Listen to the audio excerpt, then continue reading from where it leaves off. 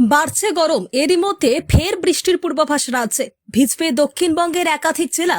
উত্তরবঙ্গে রয়েছে বৃষ্টির সম্ভাবনা, যদিও আবহাওয়া দপ্তর বলছে এই বৃষ্টি গরম থেকে স্বস্তি দেবে না দক্ষিণবঙ্গে। আগামী 7 দিন কলকাতা সহ দক্ষিণবঙ্গের তাপমাত্রা মোটের ওপর একই রকম থাকার পূর্বাভাস। সামনে তাপমাত্রা বাড়ছে দক্ষিণবঙ্গে, কোথাও 30, কোথাও 33 ডিগ্রি, আবার কোথাও তাপমাত্রা 35 ডিগ্রি সেলসিয়াসের কাছাকাছি।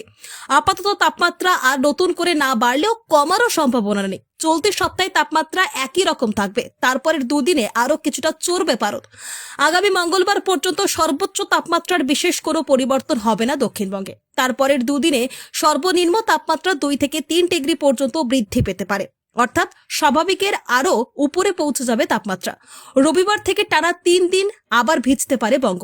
আবহাওয়া দপ্তরের পূর্বাভাস, রবিবার থেকে মঙ্গলবার পর্যন্ত দক্ষিণবঙ্গের বেশ কয়েকটি জেলার কিছু অংশ ভিজতে পারে।